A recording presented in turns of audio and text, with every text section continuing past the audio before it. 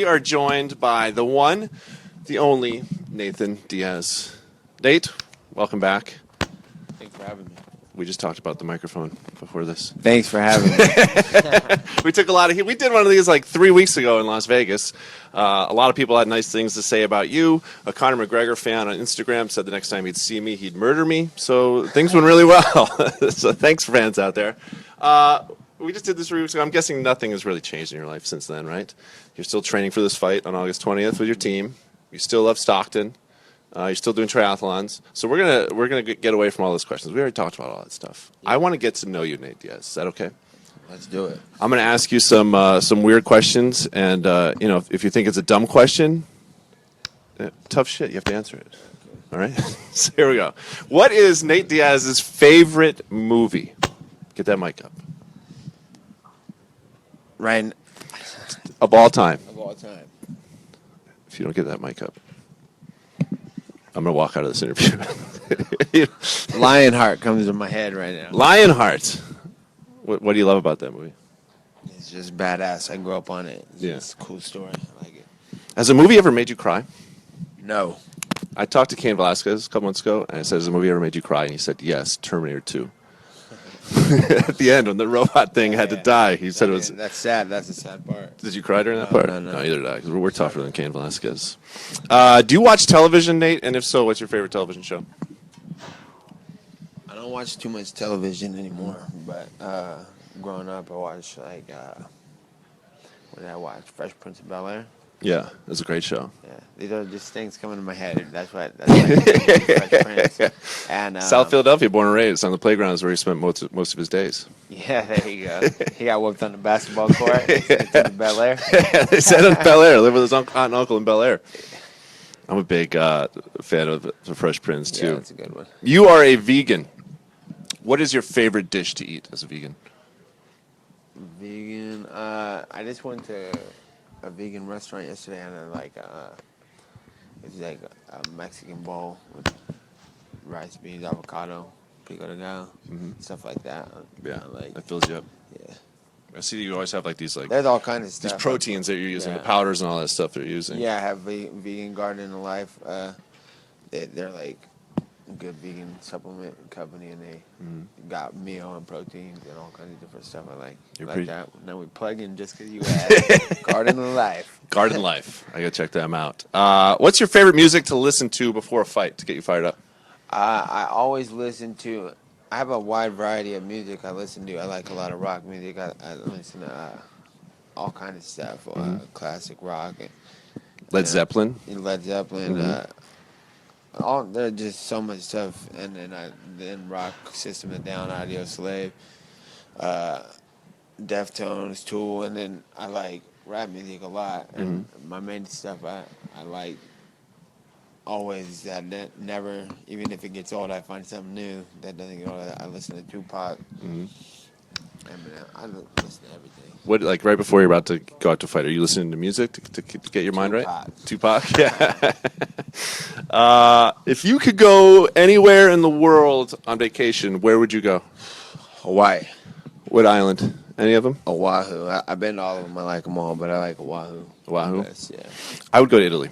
Have you ever been to Italy before? I've never been to Italy. I've never been over to Europe? Like Europe, no, but I would like to go for sure. You should go to Italy. I just can't go wrong with Hawaii. I've been there. Yeah, it's nice. And I want to go to other places, but if I had number one choice, it's probably Hawaii. You do a lot of triathlons. What's harder, doing triathlons or fighting people in the octagon? Depends on what I'm in shape for. I've jumped into races really out of shape, just like, all right, let's go do it. We'll be getting into shape with it, and it's been the hardest time of my life. Because you said the last triathlon you did, one of the last triathlons in Laguna, was you were in the ocean? And you had to swim far. Yeah, we had to swim out there, and I'm probably going to get eaten by a shark this time. I just had signed a fight, and it was all over the place. We were in LA for the UFC. Yeah, 199. 199, and then we went and did that race, and I was like, damn. I was way out there, and it was like some races you swim out from the beach, a certain amount of like distance, and then you turn, and then you come out the beach, and you run along the beach and do 2 laps. This one was just straight out. Straight out into the ocean. And then straight back. I was like, why are we swimming so far out into the ocean? Did you see any This is sharks while you were out there? Were you thinking about sharks? I was scared of sharks the whole time. Then I always am when I do ocean swims. But Yeah. I just try to just write it off from the beginning. I'm probably gonna get eaten, and then when I get out, I got all good vibes. I'm like, all right, I made it out alive. I'm gonna make it. I get onto the bike, and the bike's got mountains and hills, and I'm like, this is horrible now too. But that's when I go out of shape into a race. It's pretty miserable if you're not ready for that race. Just like as if you were to hop into a fight and not be ready for a fight. I mean, it's in good shape for fighting. So whatever I'm ready, like more in shape for and prepared for. It's probably the easier. And the harder one would be the one I'm less prepared for, obviously. I'll take your word for it. I don't think I'm ever going to try a triathlon. We'll get you out there. Oh, boy. I'll start training out. You got to lose weight, though, 'cause it's hard. Oh, no. What are you saying? What are you saying, It's hard to Nate? carry yourself up that mountain on a bike. I got to cut weight? Yeah. All right. I'm Andy Nesbitt. This is Nate Diaz. He's fighting in UFC 202 against Conor McGregor. We're going to come right back after this short 20-second break, and Nate's going to answer your questions, and he's also going to tell me his favorite curse word. So stick with us.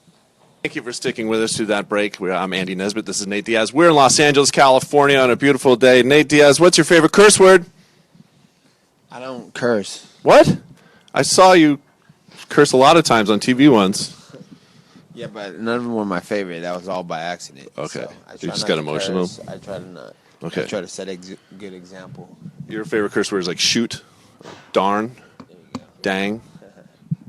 How surprised were you when Brock Lesnar, it was revealed that he tested positive for PEDs? I was stunned. I'm more surprised when people are surprised that people pop for steroids. so 'Cause you should expect it. You were at 202. You were at 200. You saw Brock Lesnar in that octagon. He looked like a very big boy. Did you have thoughts that he might be on something there? I don't even think about it anymore. No. So You're just on the what? You're on the green leaf. What was that? What was that protein stuff you're on? Garden of Life. Garden of Life That'll protein. get you. That makes you strong. What's your favorite fight of your career? That I've been. That you've been in, I yeah. fought, there's the fight when I fought Josh Neer, and it was when I was about 23, 24, and my brother had beat him, and I had seen him fight a bunch of times. He was tough. He went 3 rounds with my brother, and he was a serious fighter and a really good fighter, and I knew he was a dangerous opponent. So I trained hard, and I went hard. I almost knew his every move he was gonna make, what he was gonna do. I had his timing down. I watched every fight, and I watched the fight nowadays. I'm like, wow, this is a crazy fight, because everything I had an answer for. He had an answer for, and we're just going back and forth. And wasn't my favorite at the time. It hurt. I got hit with some stuff in that fight too. And when I watched the fight, I'm like, wow, this is an amazing fight. So that would probably be the one that sticks out the most. Are you a dog or a cat guy? I really get to know you here today, Nate. This is nice. I like a dog. Do you have a dog? Have I seen a dog on your Snapchat? I got a dog. Yeah, Is it a bulldog? he's a bulldog. What's his name? Machiavelli. A Machiavelli. little English bulldog. He's like the coolest little dude in the world. He'll fight anybody, but I don't think that he'll beat anybody. But he will fight anybody. He's down. Do you follow Conor McGregor on Instagram? I don't. Do you ever see like what he posts? You ever Yeah, check I see on it, I it? see Yeah, it. people tag you in it and stuff. Yeah. It's a weird world these days, isn't it? Where you just follow people on Instagram and see what they're doing. You follow me on Snapchat. Rate my Snapchat game. You're good. You're good on Snapchat. He does his thing. Follow him on. He Yeah. does his thing. Yeah, Nesbitt Andy on Snapchat. You see me throwing balls off my producer's head, footballs. Oh in yeah, the you be office. messing with the whole. Yeah. On Snapchat, actually. You get to see my weird dog. What did you call What me? kind of dog did you have? I have 2 puggles, Lucy and Stella. What is it? Puggles, like pug beagle mixes. Okay. Yeah. And Lucy's Used dog. Yeah, she's used dog because You bought a used dog? yeah, I bought a used dog. She was a rescue, and it's like I can't call her. I didn't rescue her from a fire. I got her cheaper online, so it's like she's a used dog. Yeah, I would tell the fire story though. Running down house, and I ran in there, almost lost myself. Yeah, I grabbed that puggle from the burning flames, and I said, "You're coming to my house." He's live here now. You're my dog now. You're used dog. Mara, do we have questions from viewers out there?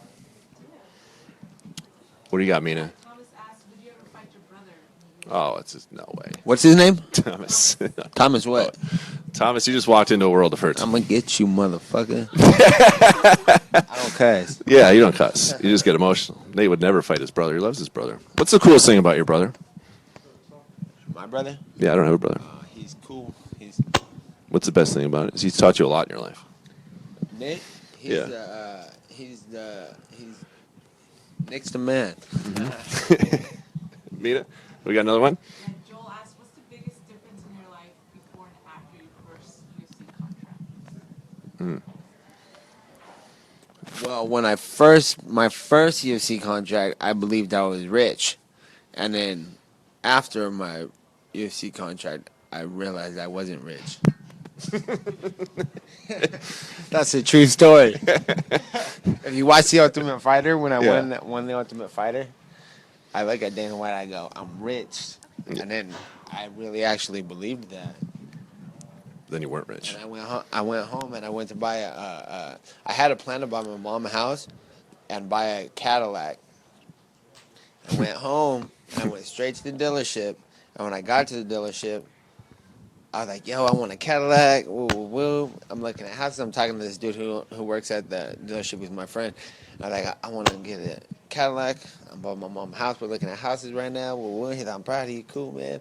And then he's like, I was like, he's like, this is a Chevy dealership. I was real young. I didn't have any concept of anything. I was like, I want a Cadillac. And he was like, all right, well, we got one over here. And he took me to this old lady Cadillac. I'm like, I don't want that Cadillac. I want like a cool, And then he's like, well, how much money are you looking to spend? And I was like, well, I got 16 grand. I want to spend like probably 10. And he was like, all right, come over here. And he looked at this little Honda Civic. Did I tell you this story? No, I've never heard this story. This is I great. I told somebody this story. And I looked at this little Honda Civic, and I'm like, what? I was like, dude, I want a Cadillac, the STS, the cool one, right? And I was like, I don't want no Honda Civic. That's not even cool to me. And then he was like, nah, we'll tint the windows and I'll get you a DVD player. Remember when DVD players in the car came out and they were the shit? So I was like, hell yeah, a TV I was visualizing, and he's like, we'll put rims on it and we'll get you thumping the system. Mm-hmm. And I was visualizing, like, yeah, that sounds tight. So I was like, all right, let's do that. So I came back a couple days later. We had this dorky looking Honda just turned out with tinted windows and 12s in it. It thumped hard. It had rims on it. And I left, paid him the money, and I left with the car. I was like, yeah, this is tight. And I'm like, how much is the house? And I looked at the house, I had like $4 grand left. I was like, wait a minute, I got my house for my mom? This isn't working out like I planned. So, man, I had no concept of what was going on in life. And then after that, that's when I realized I wasn't. Is that how we got on the topic, the question, and when I thought I was rich? Yeah, so then I was like, wow, I'm not rich at all. I better get another fight. And then I kept fighting, and now I'm going to try to get that house. But, like, before I was like, I really believe. And so now when I meet younger people, I'm like, sound like some old guy. I'm like, hey, save your money. You ain't got shit. You don't have nothing. And they're looking at me like, why? You don't know shit, So it's like, it's all good. So you wanted to get your mom a Cadillac and a house. I wanted to buy myself a Cadillac. Okay. So you wanted to buy yourself a Cadillac and your mom a house. Yeah. And all you got was a Honda Civic with a DVD player in it. Yeah, but the rims was dope. Too, so it was cool. That's life was good. It was good. I was running around town thumping too, like I was the man. And now I see those cars. I'm like, that guy thinks he's bad because I was on top of the world right there. A young Nate Diaz. Nothing. I came from nothing. I was like, this is like top notch stuff right here. But now I look back, I'm like, that was a Honda Civic. I was rolling around like I was the coolest guy in town. Yeah. I was talking to Joe Lozon the other day, and he was talking about when you guys were on Tough together, and he said, I think you guys were going to the finale, to the arena, whatever, and it was like a 10-minute van ride. You guys got there, and then things were taking too long, and you got up, and you just ran back to the hotel. Yeah. Do you remember doing that? Mm-hmm. Why'd you do that? They took me to this place where we had to do interviews, and there was like a line of fighters. And it was like, he goes, and each fighter was like 20, 30 minutes, 15 minutes. And I was like, all right, well, I have to work out today, and I'm not on a diet, and I'm losing weight, and you got me sitting in here for this interview. I was like, I'll pass on the interview. I'm going to go run. I had my regular clothes on, too. I was like, I'll just run back to the hotel because it's really hot outside. and it was about 3 miles away. I was like, I'll just run back, change there, go hit the gym for a little bit, and lose some weight. And I ran back, no problem. It was all good, except for I had like Vans on. My shoes were flat. It was a mess, but I ran back. And I got back, and I went to the gym, and I came back from the gym, and the whole UFC was like, where are you? Everybody, I was like, everybody just needs to settle down right now, please. Okay? Like, first and most important thing is getting to the fight, right? Well, I ain't going to get to the fight if I don't make weight, so I had to work out real quick. And I didn't even explain myself. That's just what I was thinking. I'm like, no, man, shut the fuck up. I fought, right? So what was the problem? But anyways, I got done with the workout, and I went back to the place. Joe Zone was gone, and then they got me right in for the interview, so everything worked out for me. And I think it was a big deal for them, but it was just a normal Tuesday for your boy. You know what I'm saying? It was all good. Yeah, Joe thought it was hilarious. He's like, he just turned around, and just ran back to the Yeah. hotel, and then he was like, they Joe's called a good dude. He does everything right, and that guy is like, he's like, him and Gilbert are like the best guys. Like, they do everything they're supposed to do, everything right, and it's like, I think it's when I do something around those guys, like even when I'm around Gilbert and I do something, I'm like, I feel like they're like, what the hell is wrong with this guy? And I'm like, man, I'm just disappointed in my boy because I'm over here acting up and they know we're affiliated. But it's funny because those guys are good dudes, and so it was like, he's probably like, this guy, what the hell is he doing? Yeah. But you're Sorry I let you down, Joe. Next time I'm going to play by the rules. Have you talked to Gilbert since Saturday night, his fight? I mean, his left leg, is it still on his body? I talked That to looked him. painful. Yeah, he's tough, man. He's that's one of the tough dudes I know. So he's all good. He's gonna meet me out here tonight or tomorrow actually, and we're gonna hang out and get some training. Or he's probably gonna train, but he's gonna come and hang out with me for the week and get this week by with media. I'm gonna have him. I told him, come out, let's hang out. Well, but really, he needs to come over here and coach me on how to not curse on television because you and the other guy brought me out and get me saying bad words. It's our Because fault. I wouldn't It's our do fault. that. I wouldn't do that. But then you bring it up, and then I'm cursing on the internet, and then Yeah. my mom's disappointed. You've disappointed Joe Lozon, you've disappointed Gilbert, you've disappointed your mother. Yeah, sorry, guys. Do you still have the Honda Civic anyway? I love sitting here because all the people that are controlling you are behind me. I can't see if they're telling me to wrap it up or not. So we can just keep talking forever. They're This is bored, great. I see people back here. They're like, can we knock There's a lot of people over there. Yeah, you should have seen the first interview I did with that guy right there. Yeah. He was like, and then everybody was looking at me. I was like, I need to get out of this room. But now we're comfortable, so we're gonna be here for a while. Yeah, let's just sit back. We got a few hours. UFC 202 is coming up. You're fighting Conor McGregor. Are you tired of talking about UFC 202 and Conor McGregor? No, it's all good, but the same question, repetitive. So I feel like a broken record. So I'm gonna just say next from now on. Okay. Next. When you saw Conor at 200 during the fight, I mean, he was standing up during that during the Aldo Edgar fight. He was very vocal. Did you see him at all during that time? Were you guys close? Vocal to the He was fight? he was yelling at Jose Aldo, and Edgar during the fight. Jose told me afterwards that he was the one yelling at Conor during the fight, and Conor was kind of standing up the whole time, being Conor. Yeah. You didn't see any of that stuff going on. Oh, they're trying to make a scene. Yeah. Yeah, they're trying to be getting a scene. It's like, whatever. One of my favorite photos from that weekend at 200 was you. Conor was you guys were at the press conference. Conor was doing his thing, and you were on the side just looking at your phone. At the press conference we had just did. Yeah, where no one could hear anybody. Yeah. I couldn't hear anybody. In that press conference, I thought it was like a serious joke. I was like sitting there waiting for him to like stop the press conference, fix the shit, and then restart it. And then I hear Dana White go. I was like waiting. I'm like, okay, I can't hear anything. And then I hear Dana say, all right, one more question. And I was like, wait, hold up. This is done because I had some stuff I wanted to say in the press conference. But since it's done, I don't know why you guys brought me here. Let's get the hell out of here then. So that was yeah. So why even pay attention when I can't hear anything? What did you want to say? Just, I didn't, like, if I could hear what he said, I had some things that I wanted to say, not like an argument or anything, but I had stuff to say too, like my opinions and stuff, but I couldn't hear anything, so it's like, I wasn't going to talk if I couldn't even hear myself talk. Right. And now, how's your camp going? Do you feel like you're where you want to be heading into this thing? I'm just training, man. Camp's going like camp goes. Yeah. It's a living hell. And It's a living hell. I'm What's just the trying to least get- fun thing about camp? Like, what's the least fun cardio thing that you have to do? I hate cardio, as you can tell. I just hate having to train. Yeah. Because I train all the time anyway, like when I'm not fighting, and I love training. Yeah. And then when I have to train, I don't want to do it at all. So, Have you ever done cryotherapy? I haven't, but I see everybody's all gung-ho about it right now. I did it today for the first time. How was it? It was weird. It was weird. cold. It's I cold. still feel cold. My body still feels messed up from it. Yeah. Zach says That's probably I'm because wrong. y'all got them ACs cranked up so high in here. I'm like, All right. you know, warming this place up a little bit. The next time we'll see you will be in Las Vegas, August 20th for UFC 202. We're looking forward to it. Diaz McGregor 2. You guys all know what's happening. You guys are all going to go buy the pay-per-view and watch that fight. We'll see you in Vegas. Thanks again for coming by, and it was a pleasure to see you again. Thanks for having me.